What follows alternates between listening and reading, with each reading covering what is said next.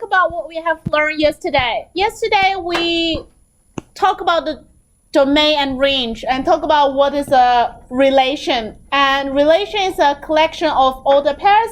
It can be listing out like pair 1, 2, 2, 3, 3, 4, or it can be written in a way in a set notation, in a rule and the domain. Or it can be used a mapping diagram, which I said is not that useful. So we'll focus on the set notation. Okay, we'll focus on the set notation. So, like yesterday, we just rushed through this question. Let's have a rethink about it. So we have a quadratic x squared plus 2, and then we have domain -2 to 1. As I said, it's very important to sketch the graph and see what is the range. Okay, so we have this graph. We have turning point at 0, 2. We should have a normal quadratic graph, but because I've restricted the domain from -2 to 1, therefore the range is a little bit different.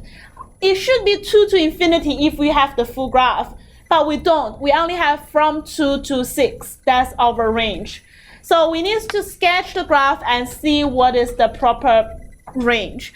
And also the set notation to talk about the domain range is very important. So that's what we have learned yesterday. So today we want to talk about more about the relations. Okay, so what is relation? What types of relations do we have? Okay, there are 4 types of relations. The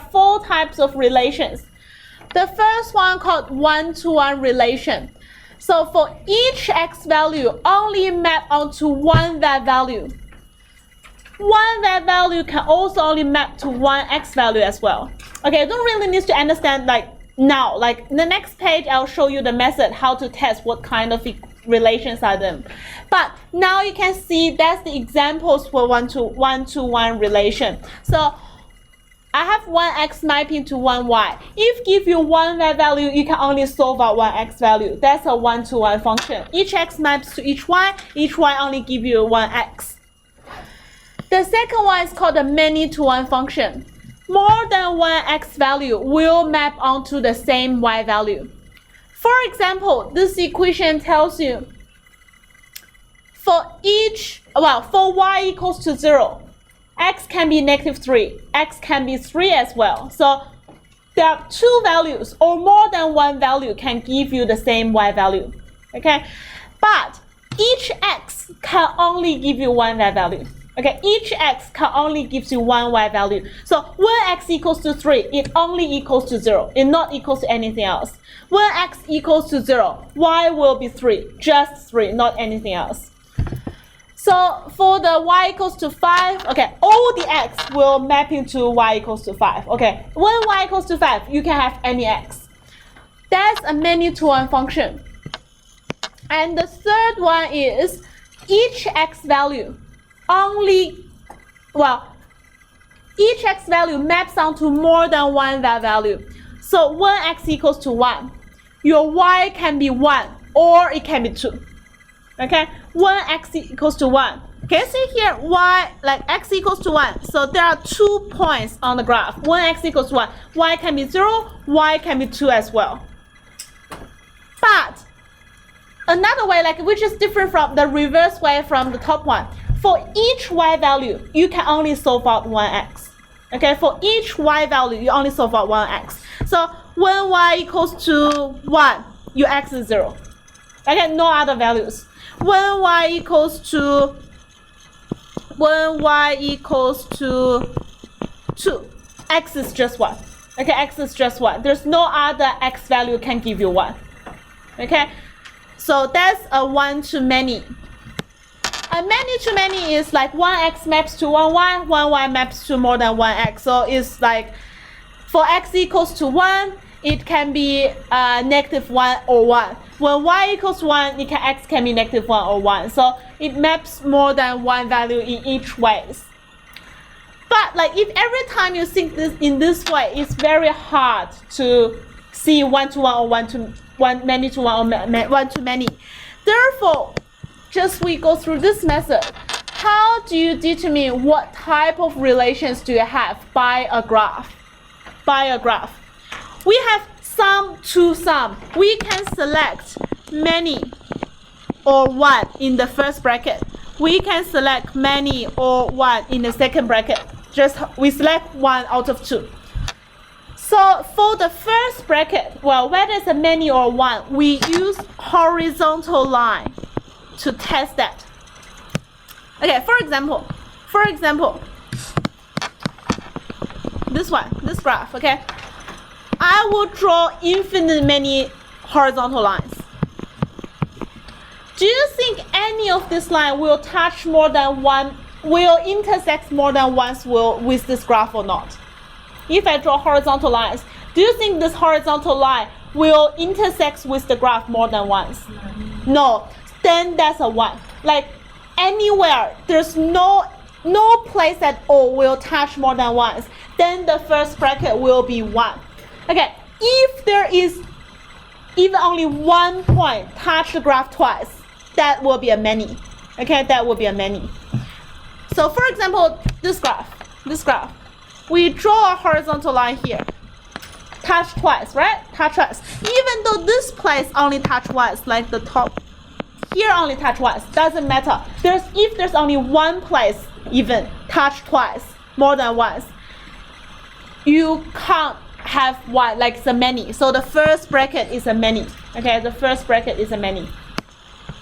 Same way we can do that one. Well, we draw horizontal lines anywhere, it only touch once with the whole graph. Like you can see infinite many lines here, only touch once with the graph. So that's a 1 for the first bracket. Well, for this one, well, I draw a horizontal line, touch twice. So it's a many for the first bracket. So that's how we test the first bracket. So as you know, the second bracket must be vertical lines. Okay, second bracket must be vertical lines.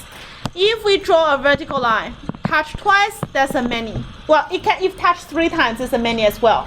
Just if not touch only once with the whole graph, that will be a many. For this one, if I draw a vertical line here, it touch twice, so it's a many for the second bracket.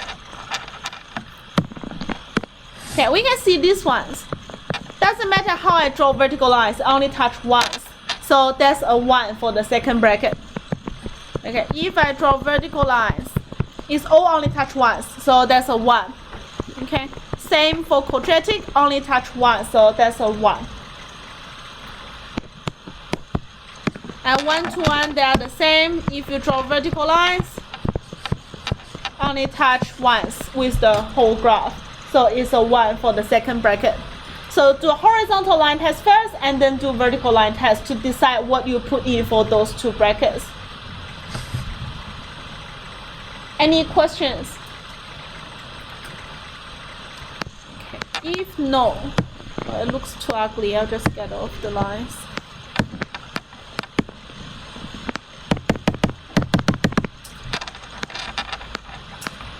Okay, so that's the horizontal line test and then the vertical line test, which is very important.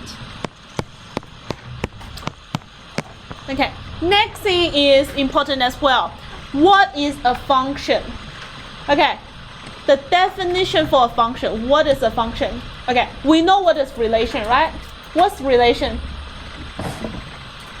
What's relation? What's the definition for relation, what we learned yesterday? It's a collection of ordered pairs. So if you have only 1 point, I collect that, put in curly bracket, that will be a relation. Well, I can have 4 points in any order, that will be a collection of those 4 points, that will be a relation.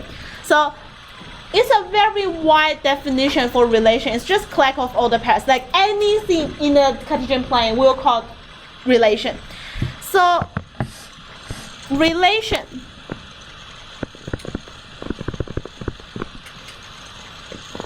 there are 4 like part of that, like 1 to 1, 1 many to 1, 1 to many, and many to many. It's all can be specified in those 4 ways. Only those 2 are functions. Only those 2 are functions. we have like 4 types of relation. 2 of those 4 will be function. So function is part of the relation, is contained in the relation. All the functions are relation. Not all relations are function. Okay? So function is a subset of relation. Okay, it's part of it. Function is a subset of relation.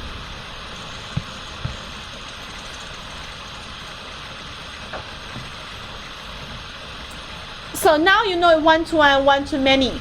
So it must pass the vertical line test. Okay, it must pass the vertical line test, which means when you draw vertical lines on the graph, it only intersects once. Okay, it only intersects once. Like it must pass the vertical line test. I don't care about the first bracket, whether it's a 1 or it's a many, it doesn't matter. What I need to know is like the second bracket must be like a 1. Okay, so it's vertical line test, only intersects once.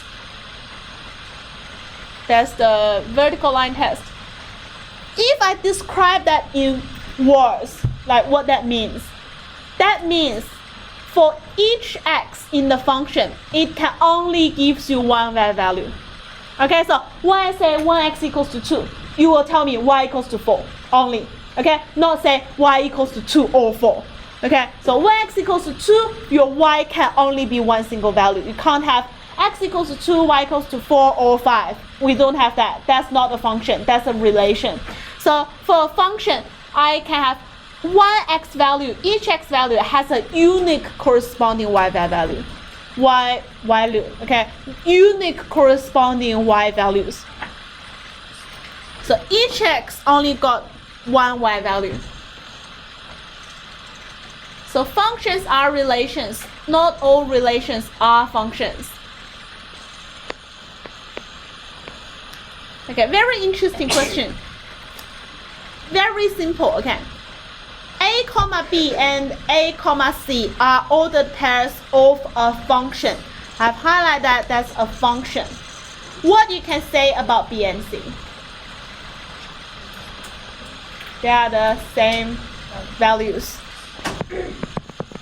Because it's a function, A is the same x, okay? When x equals to A, y equals b, or y equals to c. I can't have b and c have different values. If they are different, it's not a function. It must be the same point. Okay, so b and c must be the same. Otherwise, it's not going to be a function. Okay, otherwise, it's not going to be a function.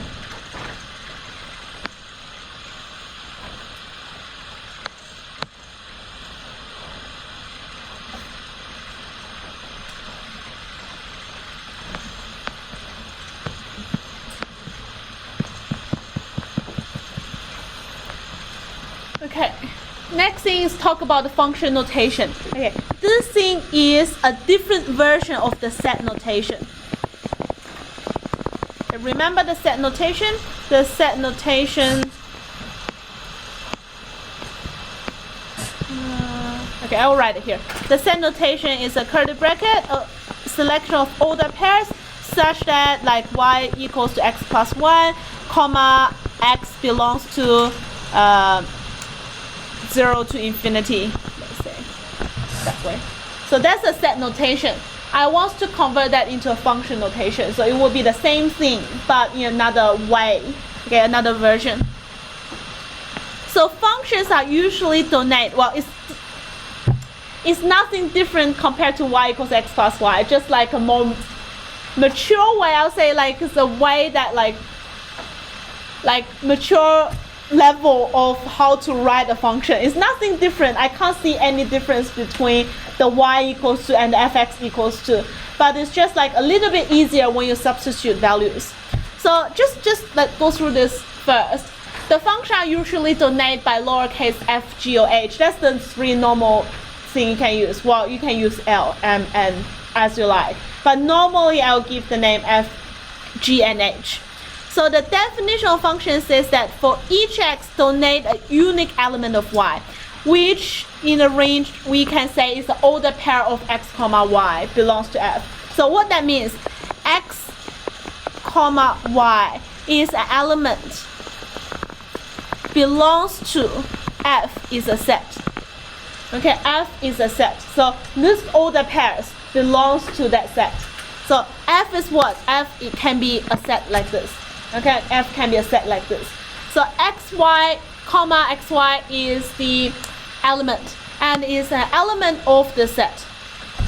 So we say something called like image and pre-image. Okay, the element y is called the image and the element x is called the pre-image. Well, I always say the function is like a manufacturing machine. Okay, there's a machine. Like for example, I put meat into a machine fx. That can give me meats or burger. Okay, after something like I have a different product. Okay, it's not exactly the same as before. So that's the pre-image and that's the image, like after image. So I put meat in, I have means out. Pre-image is the meat and the means will be the image of meat. Yeah.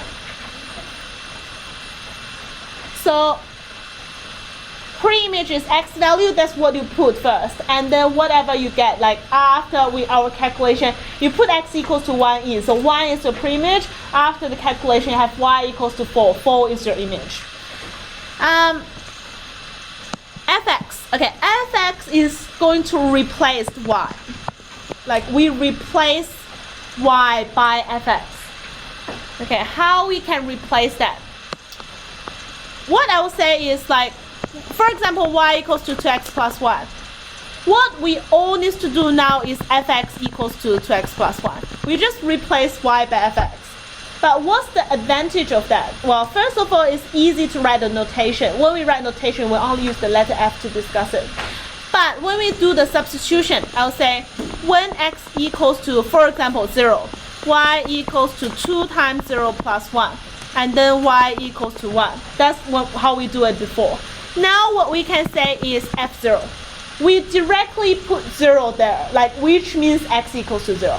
So the thing you put in the bracket means that's the value for x. Okay, that's the value for x.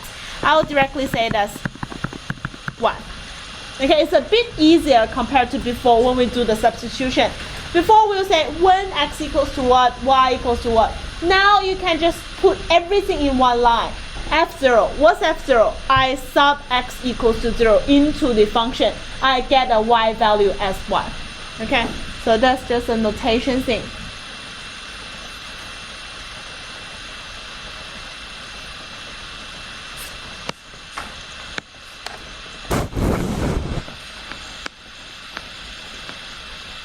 So we have a question here. fx equals to 2x squared plus x.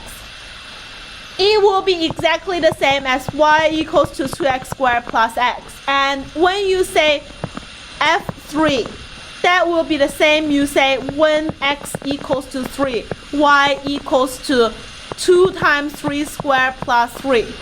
That equals to 18 plus 3. Y equals to 21. So f3 is 21. That's just the y value. But do not do this, okay? I'm just showing you what is it, but do not do this method now. Like, because you already use f, like you're not going to change it back to y. So you need to get used to this notation. So what we can do here is, okay, this is the place you put the image, pre-image in, okay? Whatever you want to put in, you put there. And this is the machine. That's how you do things, how you change things. So where will you put that? You will put that instead of all the x. Okay, what you put in the bracket, you will replace all the x by that value, or letter, or even color if you want to put. So you need to replace exactly what you put in as a pre-image. So for f negative 2, you will say that's 2 x minus 2, x minus 2 squared plus minus 2. It's exactly replace what you have before for x. Okay, so x is changed to minus 2. So that gives you 8 minus 2, that is a 6.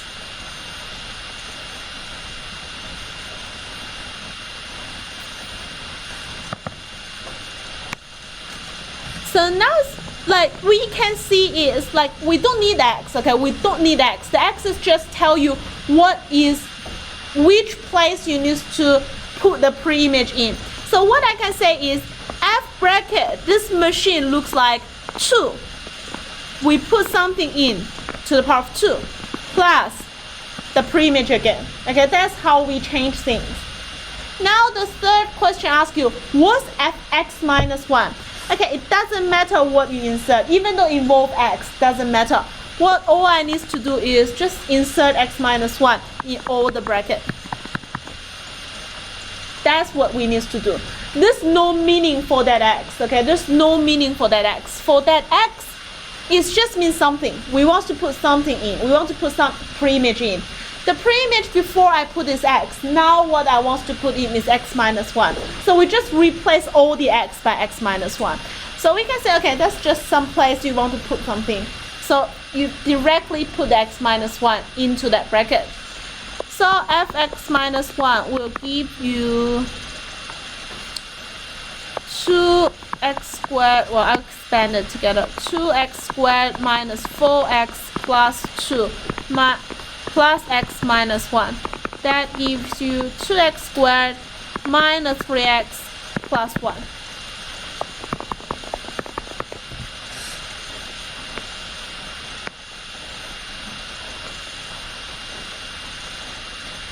Okay, so that's what x minus 1 means. It doesn't matter what you insert. It just needs to replace all the x by the thing you put in the bracket. And that's it. I find like year 12 students, still have some students like have problems with function notation. When they see numbers, they're fine about it. But when they see x minus 1, x squared, x plus 1, they can't put the x into the right place. So just be aware of that. So that's why I put the example here.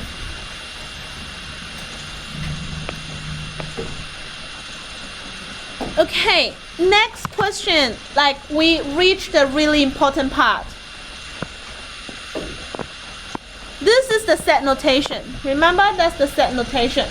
A collection of all the pairs x, y, y equals to 2x minus 1, where x belongs to 0 to 4. Okay, that's the set notation. Now we convert that into this notation. This is called the function notation. They are exactly the same thing. How we can write this? Okay, how we can write this?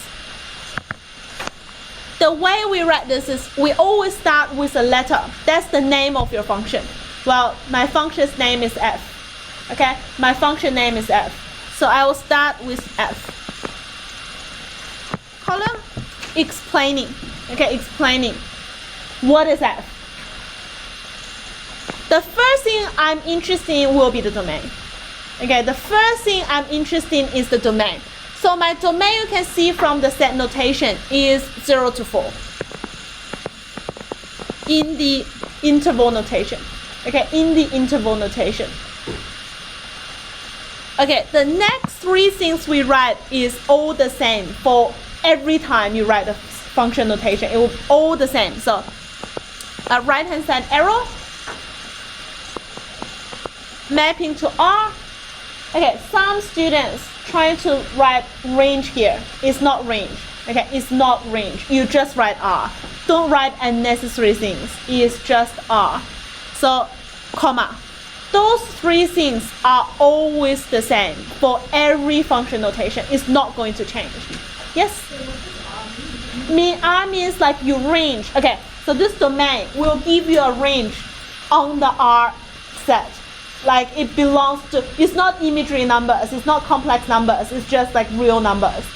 It means your range will be on the set of R, not anywhere else. It's just a notation to indicate that's a real number question. Okay, because you don't learn special yet, so there's like complex number as well. There's more than real number, more than the number you learn now. For example, you can have square root -1. It's possible for complex number. So that's not on the R set. So this means you are on the R set. It's mapping to the R set.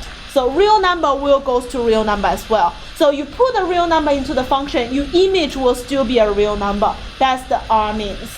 Okay? So it's not the range. It's nothing really wrong to put the range there, but like we don't really write the notation. It's a place to talk about the range, but it's not the actual range for that function.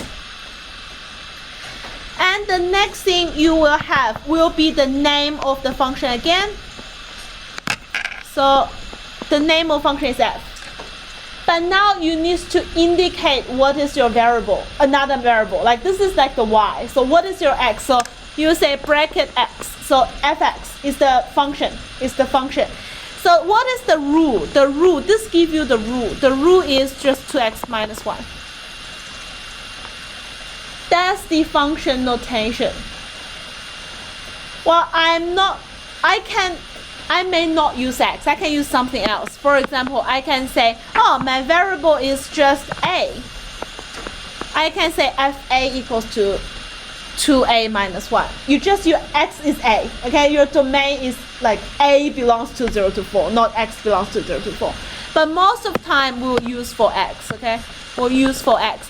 But what you put here must be the same variable as what you put at the back. If your back is a, so you must have fa there. So it's x here, so it's good. Okay, it's good. So your bracket, what's in the bracket, it means what is your variable? What is your variable? What is your horizontal axis variable? So it is x. We have 2x minus 1.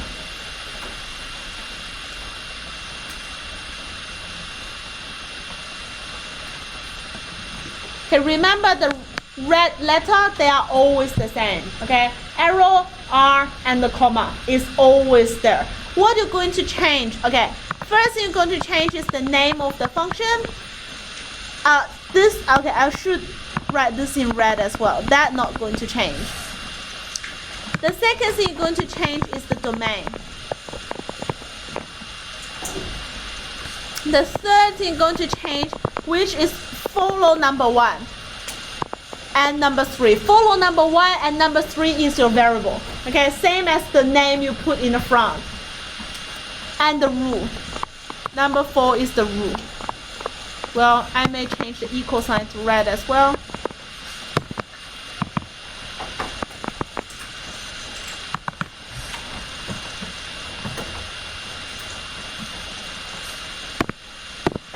That's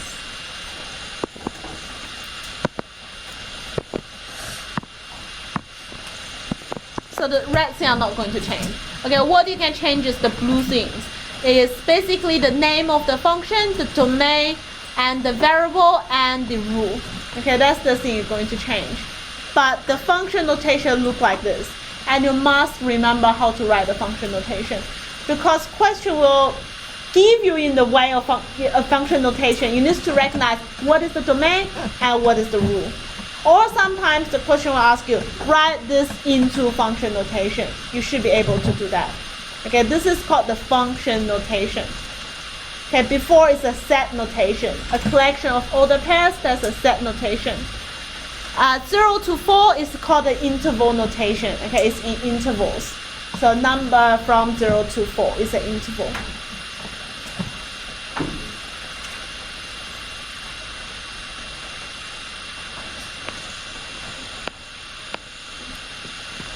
Any questions?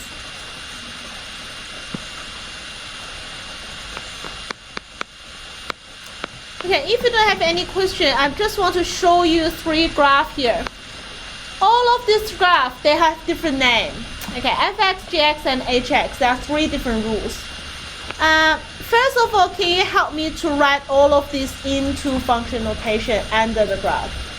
Okay, write that into function notation under the graph. The name is given to you already. You just need to convert that into function notation.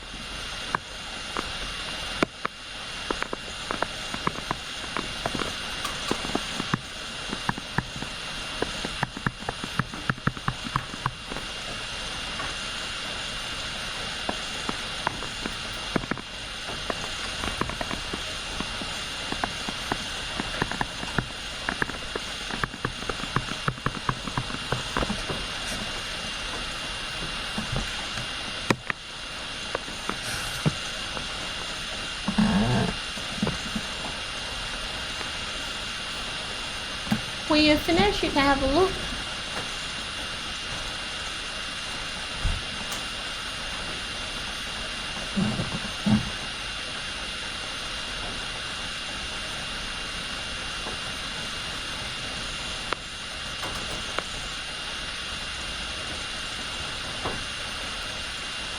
For the last one, you can also write in this way. I can just put that 0 to infinity. Well, I just don't really like the r plus union 0, 1. It's very complex, looks really long and complex. It just means start from 0 to infinity, so I will write into 0 to infinity.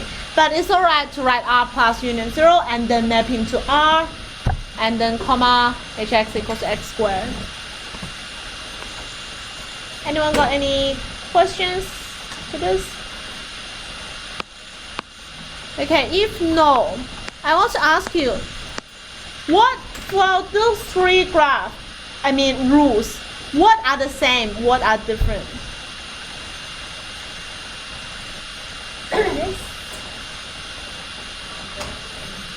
They have the same rule and different domains. Do you think they are the same function or not? My question is, do you think they are the same function? Answer can be yes or no. No? No? No? Anyone think yes? I mean, is that the same function? Do you think they are the same function? That's my question. Okay, if you think it's the same function with the different domain. Okay, so two things make a function. Okay, two things make a function. Domain and the rule make a function. Okay, so when the domain is different, which means they are different functions. Okay, the rule are the same. You can say they have the same rule, but you can't say they are the different function. Alright, so what makes a function is two things. The one is the rule and the second one is the domain. If one of that is different, then it's not the same function. Okay, that's just some definition, conceptual thing. Why I say they're different? First of all, they all got different names. Second, the graph all looks different. Okay, you can test whether they're the same function by another way is look at the graph. Do they have the same graph? They don't have the same graph, which means that they're not the same function. Okay, the graph looks different, like half, the full, and maybe a quarter of that. No, less than a quarter, like just part of it. So they are different functions. So the different letter F, G, H used to name the functions emphasize that the fact that there are three different functions, even though they each have the same rule. They are different because the domain are different. Okay, we call G and H is the restrictions of F, since their domain are the subset of the domain of F. The last sentence is important. G and H is part of F. It's called the restrictions. Okay, the restrictions of F. We restrict part of the domain from F to give the new graph of G and H. So G and H is part of F. That's called the restrictions of F.